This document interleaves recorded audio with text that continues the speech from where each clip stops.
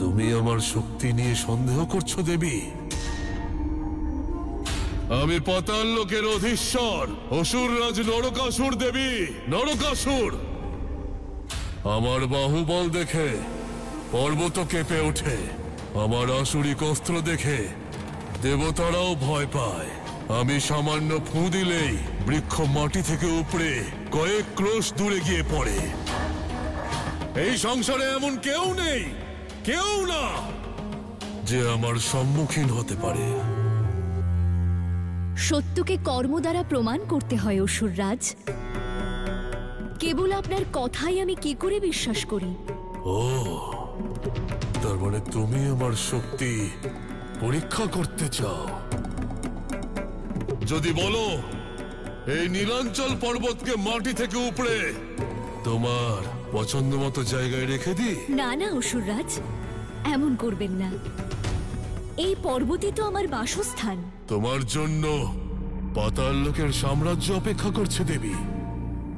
শুধু একবার তুমি আমার বিবাহের প্রস্তাবে সম্মত হও দেবী।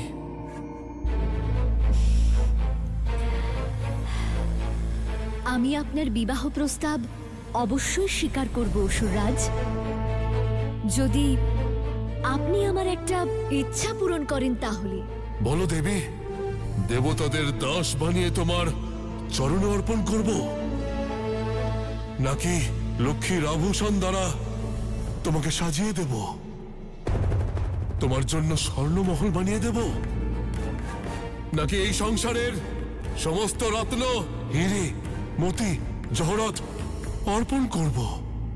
বলো সুন্দরী, কি চাও তুমি?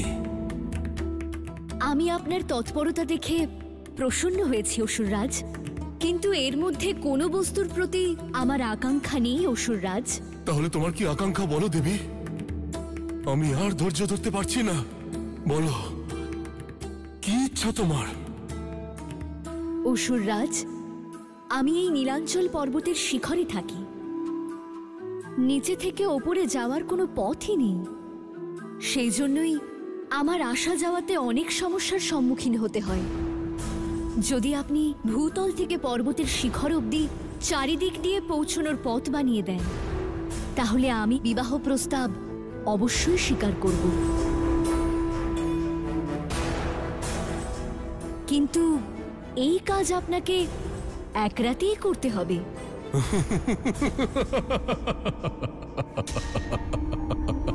এত সহজ কাজ দেবী? এবার এই পথ আমি অবশ্যই বানাবো, আজ রাতেই বানাবো। তুমি নিশ্চিন্তে বিশ্রাম করো দেবী, আমি কাল সকালের মধ্যেই এই পথ নির্মাণ সম্পন্ন করে তোমাকে বিবাহ করার জন্য পুনরায় আসবো। প্রস্তুত থেকো দেবী।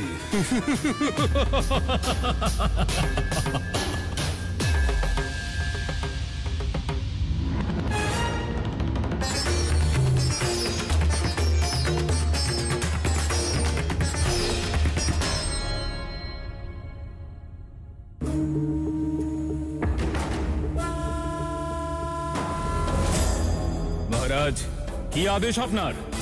আমরা কি এই পর্বতকে ধ্বংস করে দেব? না অসুরগণ, এবার আমরা এই পর্বতকে ধ্বংস করব না, বরং কাল সূর্যোদয় হওয়ার আগে এই নিচে থেকে পর্বত শিখর পর্যন্ত চতুর্ভুজ পথ তৈরি করব। যাও আর গিয়ে এই কাজটা তাড়াতাড়ি শুরু করো, যাও।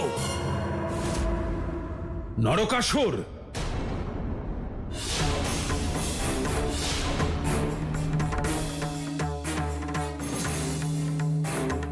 অসুররাজ নরকাসুর, এ তুমি কি করছো? আমি এখানে তোমায় শক্তিপিণ্ড ধ্বংস করতে পাঠিয়েছিলাম, আর তুমি? গুরুদেব, আমি ধ্বংসের পথ ত্যাগ করেছি, এখন আমি এক নতুন পথ নির্মাণ করতে চলেছি, যে পথ অসুরদেরকে তাদের লক্ষ্যে পৌঁছে দেবে। মূর্খ, এটা তুমি নও, তোমার ভিতর থেকে সেই দেবী বলছে। ও নিজের মোহিনী মায়ায় তোমার মতিভ্রষ্ট করেছে। আমার কথা শোনো, আর এই পর্বতখণ্ডকে সমূলে বিনষ্ট করো, নয়তো তুমি নিজেই বিনষ্ট হবে। না গুরুদেব, না। যদি এই পর্বত ধ্বংস করে দিই, তাহলে ওই দেবীকে আমি বিবাহ করব কি? নরকাসুর, তুমি এখানে শক্তিপিণ্ড ধ্বংস করতে এসেছো নাকি বিবাহ করতে? সেই নারী যাকে তুমি বিবাহ করতে চাও সে অন্য কেউ নয়, স্বয়ং দেবী শক্তির রূপ। তোমাকে লক্ষ্যভ্রষ্ট করতে এসেছে। আমি তোমাকে আগেই সাবধান করেছিলাম, ওরা তোমার কাজে বাধা অবশ্যই উৎপন্ন করবে। কিন্তু তুমি নিজের বাসনায় বশীভূত হয়ে ওই দেবীর ফাঁদে পা দিলে। এখনো সময় আছে, যাও আর গিয়ে ধ্বংস করো ওই শক্তিপিণ্ডকে।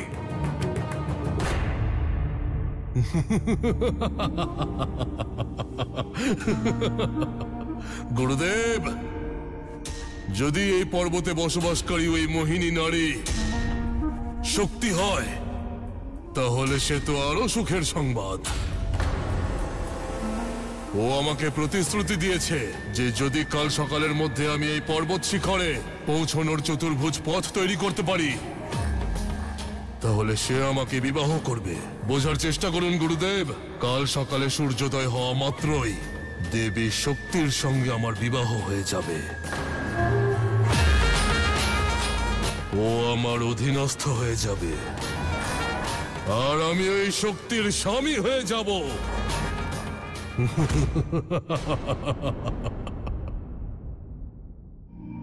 তুমিও সেই একই ভুল করছো নরকাসুর, যা তোমার পূর্বে তোমার পূর্বজরা করেছিল। এই দেবী শক্তি একইভাবে তাদের সঙ্গেও ছলনা করেছিল। গুরুদেব, আমি আমার পূর্বপুরুষদের থেকে অধিক শক্তিশালী আর বুদ্ধিমান। ওরা তো শক্তিকে শেষ করতে চেয়েছিল, কিন্তু আমি তাকে নিজের দাসী বানাতে চাই। তোমার এই অহংকারের পরিণাম খুব খারাপ হবে নরকাসুর। শুধু তোমাকেই নয়, বরং সমগ্র অসুর লোককে সংকটে ফেলবে। আপনি যান গুরুদেব, আমার এই কাজে বাধা সৃষ্টি করবেন না।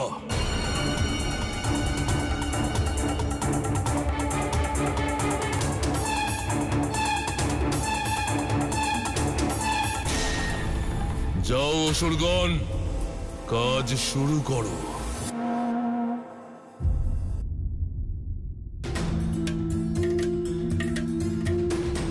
হে মহাদেব, যদি নরকাসুর আজ রাতে নীলাঞ্চল পর্বতে চতুর্ভুজ পথ তৈরি করে ফেলে, তাহলে শক্তিকে চিরকালের মতো তার দাস হতে হবে। আর যদি এমন হয়, তাহলে সমগ্র সংসারে নরকাসুরের নিরঙ্কুশ শাসন প্রতিষ্ঠিত হবে। সংকট থেকে এই সংসারকে কেবল আপনিই রক্ষা করতে পারেন মহাদেব। জাগুন মহাদেব, জাগুন। চোখ খুলুন প্রভু, চোখ খুলুন। এখন আমরা কি করব দেবরাজ? মহাদেব নিজের ধ্যানে মগ্ন হয়ে রয়েছেন, আর ওদিকে নরকাসুর ক্রমাগত নিজের পথ প্রশস্ত করছে।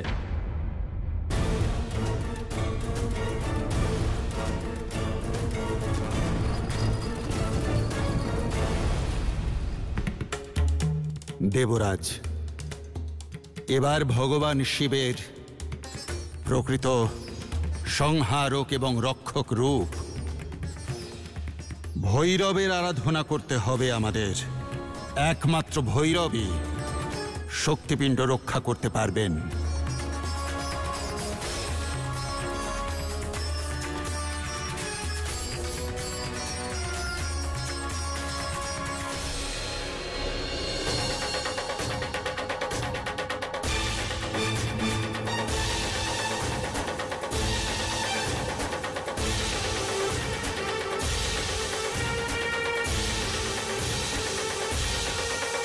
ওই নরকাসুর আবার সত্যি এই চতুর্ভুজ পথের নির্মাণ করে ফেলবে না তো?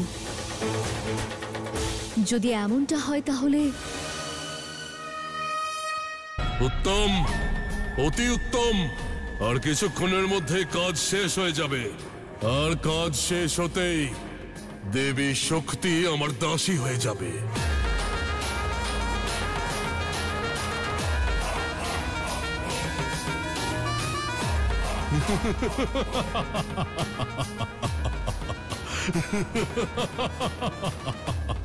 বীর অসুরগণ, তাড়াতাড়ি এই কাজ শেষ করো।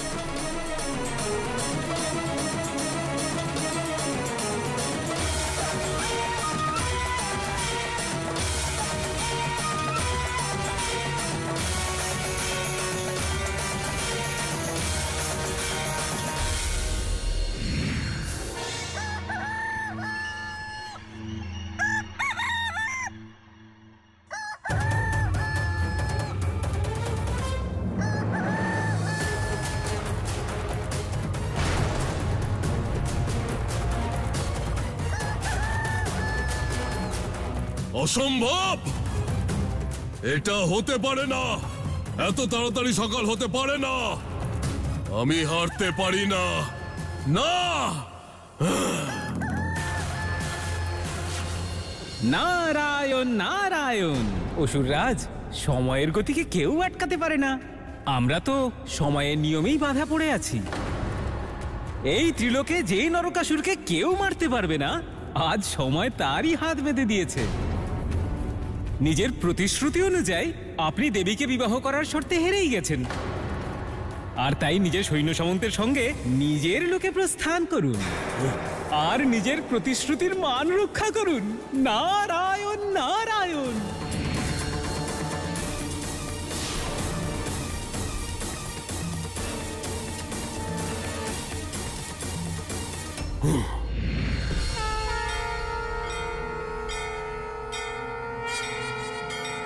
ওই পাপী নরকাসুরের অহংকার ভৈরব চূর্ণ করে দিয়েছেন।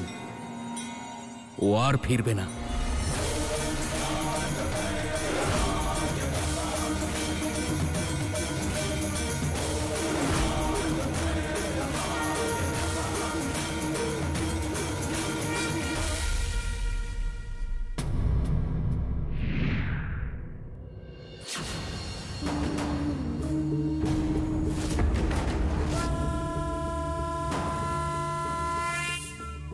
গুরুদেব, আমি হেরে গেছি। নিজের সম্পূর্ণ শক্তি দিয়ে চেষ্টা করার পরেও আমি হেরে গেছি। আজ সময় আমাকে পরাজিত করেছে। নরকাসুর, তুমি সময়ের জন্য নয়, বরং নিজের বাসনা আর অহংকারের জন্য পরাজিত হয়েছ। দেবী শক্তি তোমাকে নিজের মোহ পাশে আবদ্ধ করে নিজের ভক্তদের জন্য সেই স্থান পর্যন্ত চতুর্ভুজ পথ বানাতে চায় যেখানে ওই পিণ্ড পড়েছিল, যেখানে দেবীর শক্তিপীঠ স্থাপিত হবে। আর তুমি এক দাসের মতো নিজের লক্ষ্য ভুলে গিয়ে ওর ইচ্ছে পূরণ করতে চলেছিলে। মূর্খ, চোখ তুলে একবার দেখো, রোহিণী নক্ষত্র এখনো আকাশে জ্বলজ্বল করছে।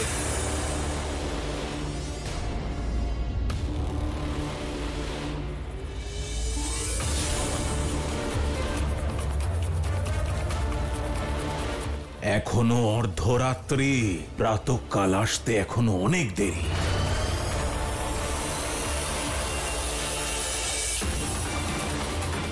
কি ছলনা? আমার সঙ্গে ছলনা? হ্যাঁ, ছলনা।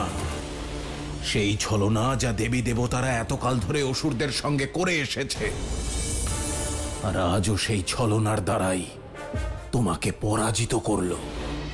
ছলনার দ্বারা আমাকে হারিয়ে আমাকে অপমান করেছ এই শক্তি। এবার আমি আমার অপমানের প্রতিশোধ নেব, অবশ্যই নেব।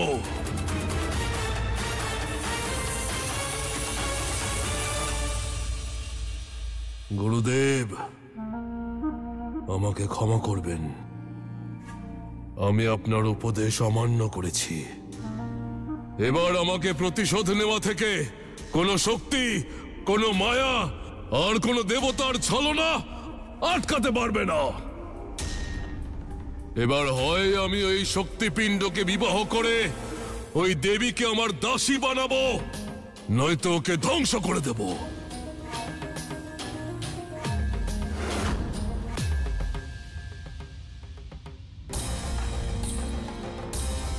ক্রুদ্ধ নরকাসুরকে আর কেউ বাধা দিতে পারবে না।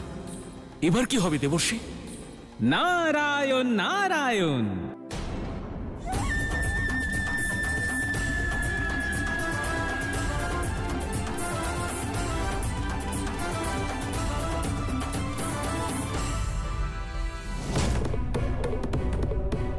শক্তি, তুমি আমাকে বিবাহের প্রতিশ্রুতি দিয়ে ছলনা করেছো, আমার ভালোবাসাকে উপহাস করেছো। এবার আমি তোমাকে আমার শক্তি দেখাবো। আমি তোমার এই শক্তিপিণ্ডকেই বিবাহ করব, আর এমনটা করা থেকে আমাকে না কোনো দেবতা আর না কোনো শক্তি আটকাতে পারবে।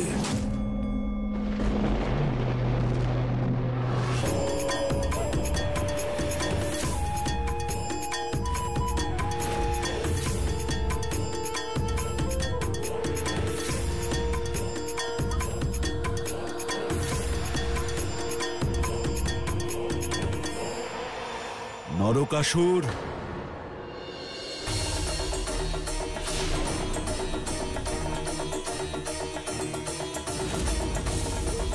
দুরাচারী, তুমি কোনো নারীর অনুমতি ছাড়া তাকে বিবাহ করতে পারবে না। নিজেকে খুব শক্তিশালী মনে করো না? তাহলে কোনো নারীর হৃদয় জয় করে দেখাও। কোনো নারীর ইচ্ছার বিরুদ্ধে তাকে বিবাহ করা বীরত্ব নয়, কাপুরুষতা হয়। মূর্খ, কে তুমি? কোন অধিকারে এই বিবাহ সম্পন্ন হয় বাধা দিচ্ছ? আমি এই শক্তিপীঠের রক্ষক ভৈরব, আর যে নারী এই পিণ্ডে রয়েছেন তিনি অন্য কেউ নন, আমারই অর্ধাঙ্গিনী। ভৈরব অর্থাৎ শিব?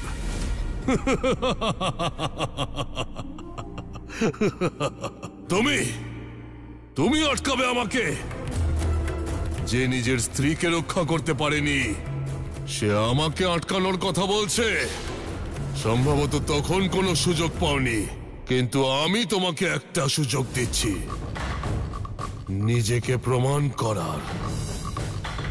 আমি তোমাকে আহ্বান করছি, আমার সঙ্গে যুদ্ধ করো, যুদ্ধ করো আমার সঙ্গে।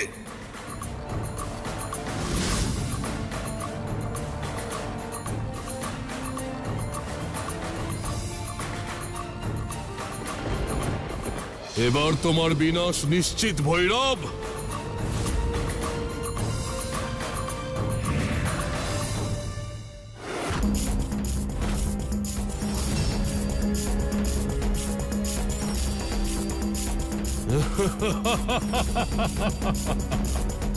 যাও, শেষ করে দাও ওকে।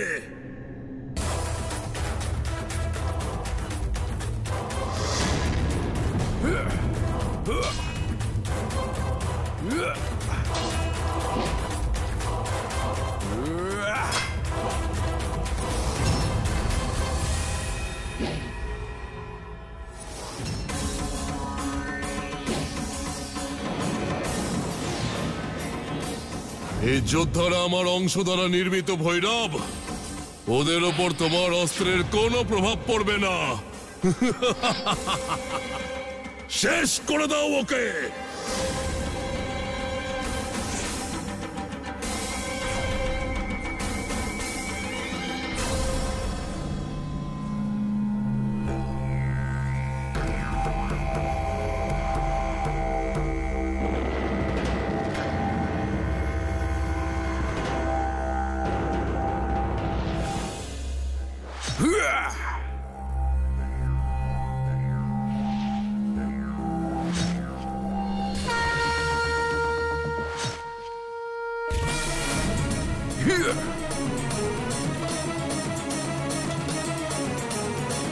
নরকাসুর, যদি আর কেউ বাকি থাকে তাকেও পাঠিয়ে দাও, কিন্তু আজ আমার হাতে তোমার মৃত্যু নিশ্চিত। এই যুদ্ধ যদি এভাবেই চলতে থাকে তাহলে পৃথিবী ধ্বংস হয়ে যাবে। নারায়ণ নারায়ণ, আপনি অতি শীঘ্র ব্যাকুল হয়ে পড়েন ইন্দ্রদেব।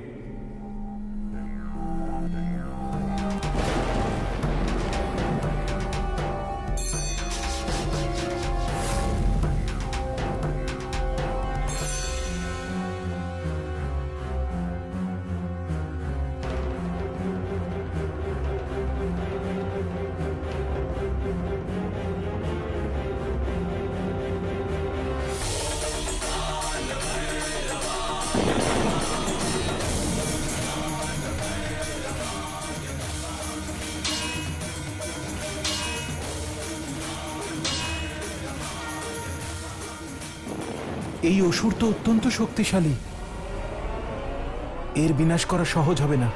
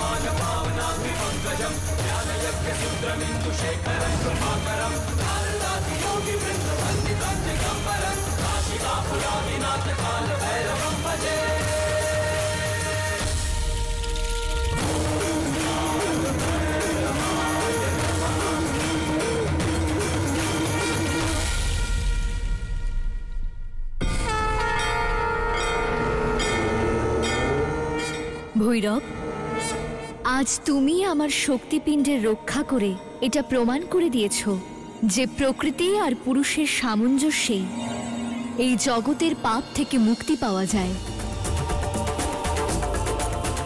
আর ধর্ম স্থাপিত হয়। দেবী, আজ যখন আমার শেষ সময় উপস্থিত, তখন আমি বুঝতে পেরেছি যে এই সংসারে অধর্মের জয় কখনোই হতে পারে না।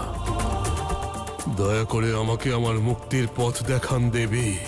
অসুররাজ, তোমার কর্ম আর কথার পরিবর্তনের জন্য আমি তোমাকে ক্ষমা করলাম, কিন্তু তোমার মুক্তি তখনই সম্ভব যখন তুমি ওই পথ তৈরির কাজ পূর্ণ করবে যা তুমি অসম্পূর্ণ রেখেছ। তাই তুমি পুনর্জন্ম গ্রহণ করে আমার ভক্ত রূপে ওই অসমাপ্ত কাজ পূর্ণ করবে, তবেই তোমার মুক্তি সম্ভব। যথাজ্ঞা মাতা।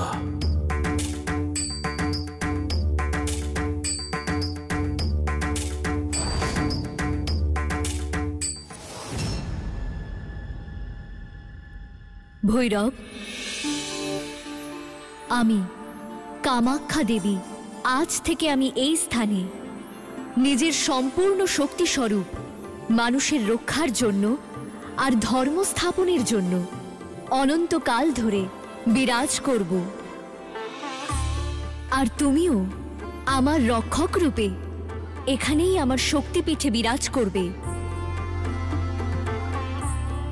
যতক্ষণ আমার কোনো ভক্ত তোমার আরাধনা করবে না, ততক্ষণ আমার পূজার্চনা সম্পূর্ণ হবে না। তুমি এখানে উন্মাদী ভৈরব রূপে পরিচিত হবে, আর আমার এই শক্তিপীঠ কামাখ্যা শক্তিপীঠ নামে সংসারে প্রসিদ্ধ হবে।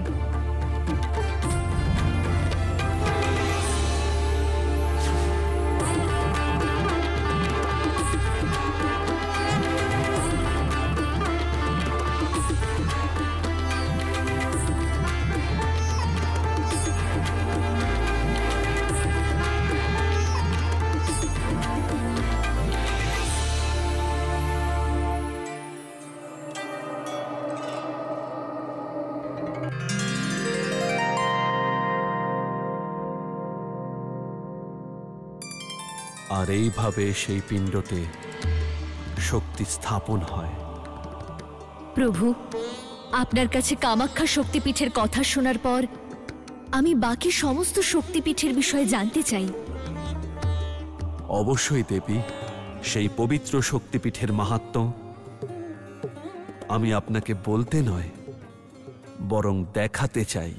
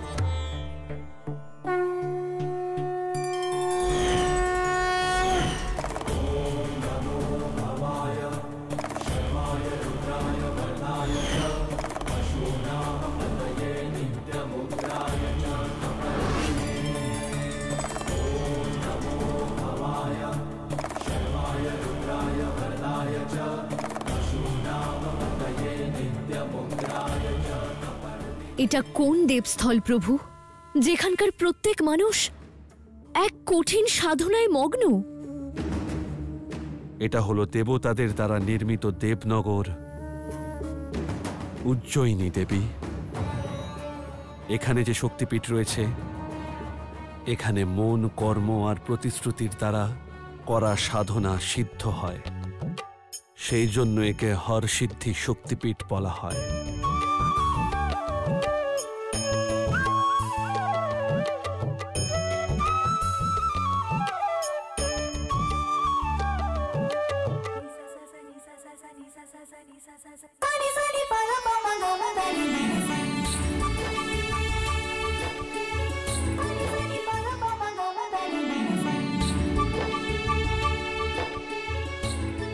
হর হর হর হর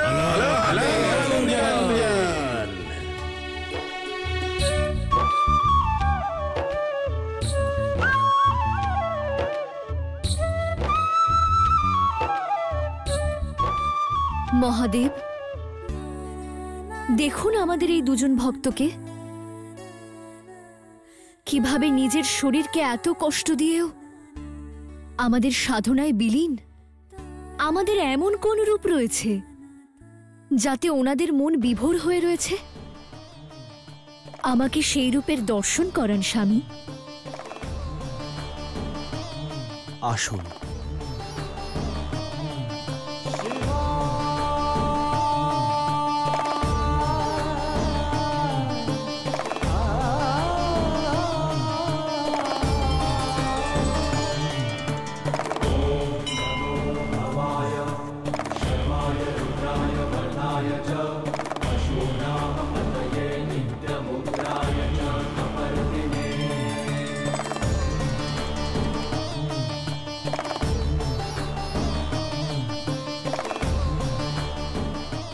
এ কে প্রভু?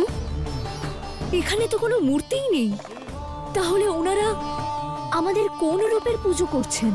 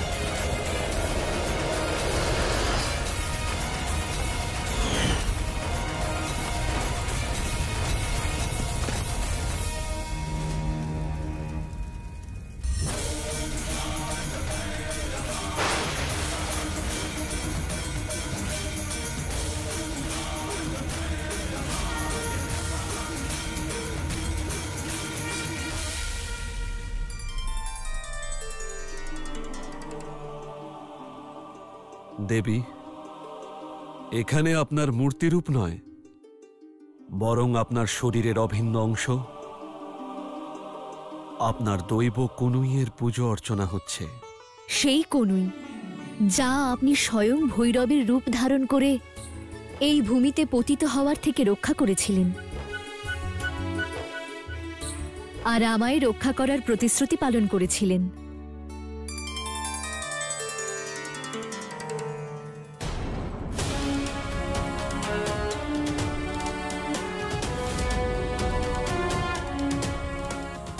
এটা কি স্বামী?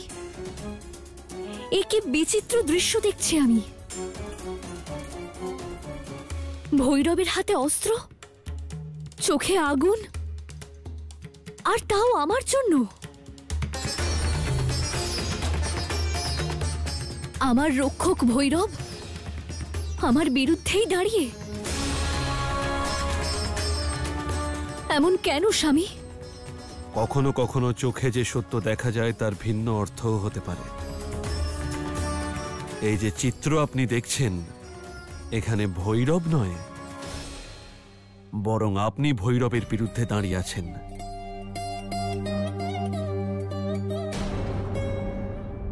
আমি? কিন্তু কেন প্রভু? এই কাহিনীর সূচনা দুটি অসুরের দ্বারা হয়েছিল।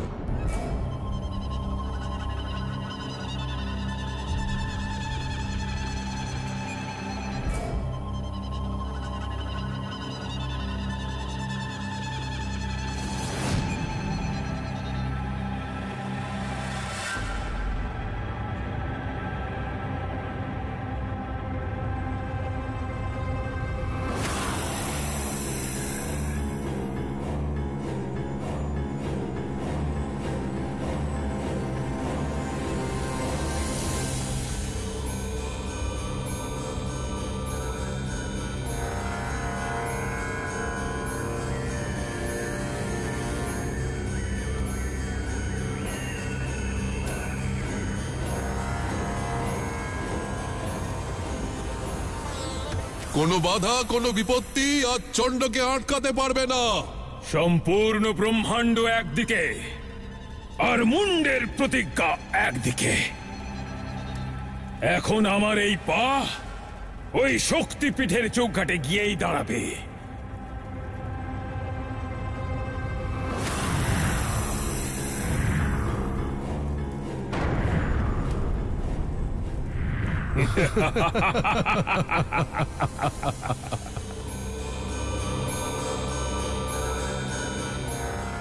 আজ শক্তি আর চণ্ডের মধ্যে আসার সাহস কেউ দেখাবে না। এখন এই শক্তিপীঠের ভাগ্য অন্য কারোর হাতে আর নেই। এখন শুধুমাত্র চণ্ড আর মুন্ডেরই হাতে আছে।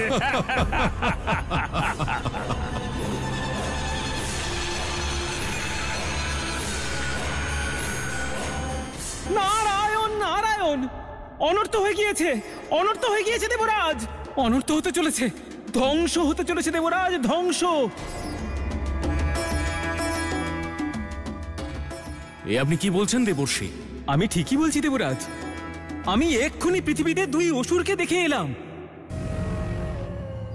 চণ্ড আর মুন্ড নামে দুই অসুর উজ্জয়িনীতে অবস্থিত মাতার শক্তিপীঠের দিকে এগিয়ে চলেছে, আর আমার ওদের মনোবাঞ্ছা মোটেই ঠিক লাগছে না। নরকাসুরের মতো এরাও শক্তিপিণ্ডের বিনাশ করতে চাইছে না তো?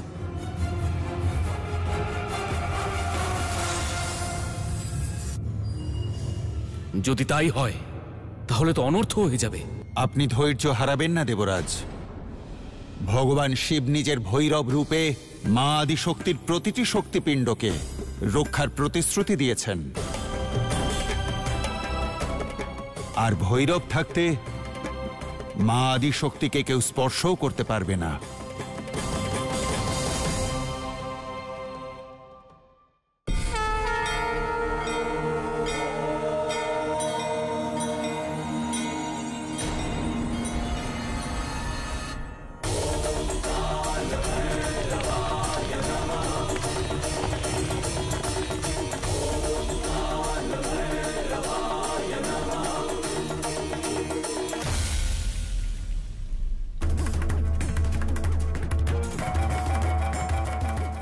জেগেছেন শক্তিপীঠের ভৈরব।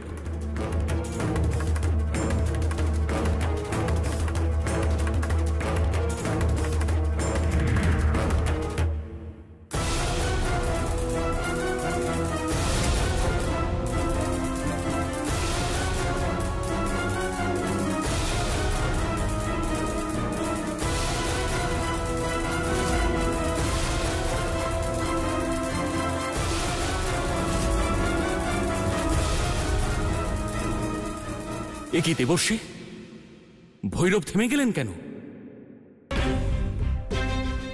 আমারও আশ্চর্য লাগছে দেবরাজ, ঠিক কি কারণে ভৈরব অসুরদের এত কাছে থেকে ওদের ওপর প্রহার করছেন না, আর অসুররা তো ওনার আরো কাছে এগিয়ে আসছে।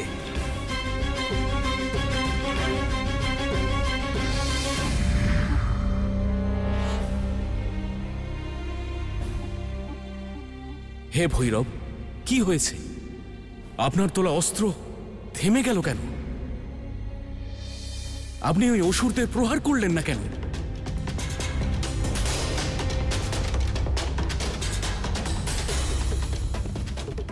আমার তার কোনো প্রয়োজন পড়েনি দেবরাজ। প্রয়োজন পড়েনি? এ আপনি কেমন কথা বলছেন ভৈরব?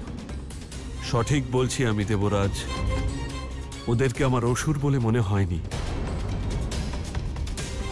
ওদের দেহ থেকে নিঃসৃত তেজ শ্বেত বর্ণ এবং নিষ্কলঙ্ক। ওরা পাপী নয়, বরং পবিত্র।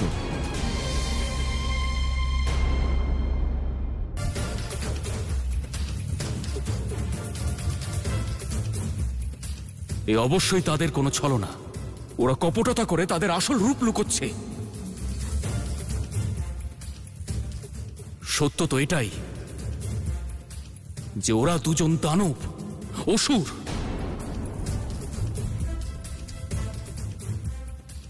দেবরাজ ইন্দ্র ঠিক বলেছেন ভৈরবনাথ, কিছু করুন। ওরা দুজন আবার মাতার অংশের কোনো ক্ষতি না করে, ওদের বিনাশ করে দিন। ওদের বিনাশ করে দিন।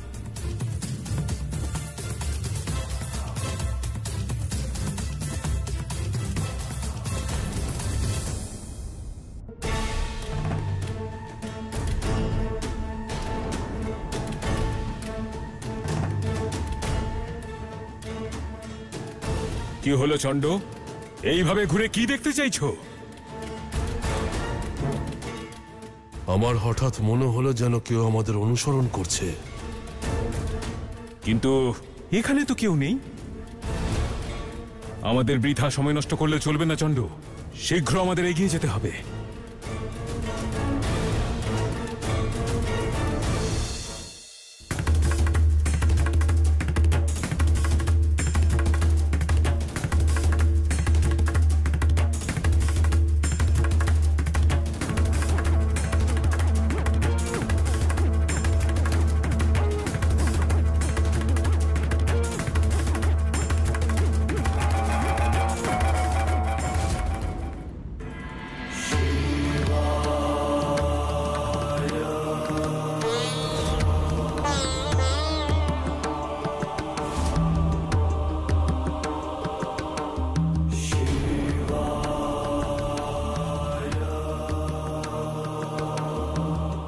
সন্ন্যাসী, কে তুমি?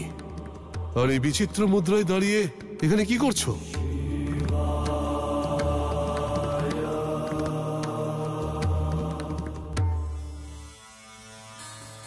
সাধনা বৎস, দেবী শক্তির সাধনা। দেবী শক্তি? তাহলে তো তুমি নিশ্চয়ই জানো দেবীর সেই অংশ যার উপাসনা এই শক্তি কেন্দ্রেই হয়ে থাকে কোন দিকে অবস্থিত। আমাদের তাড়াতাড়ি বলো, কোথায় সে? কিন্তু আপনারা এই বিষয় কেন জানতে চান? এরকম মনে হচ্ছে যেন আমারই মতো আপনারাও দেবী শক্তির ভক্ত। না, আমরা ভক্ত নই। আমরা তো মহারাজ, আমরা দেবীর পরম ভক্ত মহারাজ, পরম ভক্ত। দিনরাত তো শুধু ওনারই পূজা করে থাকি। আজ আমরা অনেক দূর থেকে এসেছি ওনাকে দর্শন করার জন্য আর ওনার আশীর্বাদ লাভ করার জন্য। আপনি যদি পথ বলে দেন আমাদের বড় ভালো হয়। অবশ্যই, কিন্তু আমি আপনাদের ভক্ত হওয়ার প্রমাণ চাই। যদি আপনারা মাতার ভক্ত হন তবে আরাধনা তো অবশ্যই করেন। হ্যাঁ হ্যাঁ মহারাজ, আমরা তো দিনরাত ওনারই আরাধনা করতে থাকি। তাহলে আপনারা শক্তির মন্ত্রও জানেন? নিঃসন্দেহে আমরা মন্ত্র অবশ্যই জানি। তাহলে আপনারা আমাকে ওই শক্তি মন্ত্র জপ করে দেখান।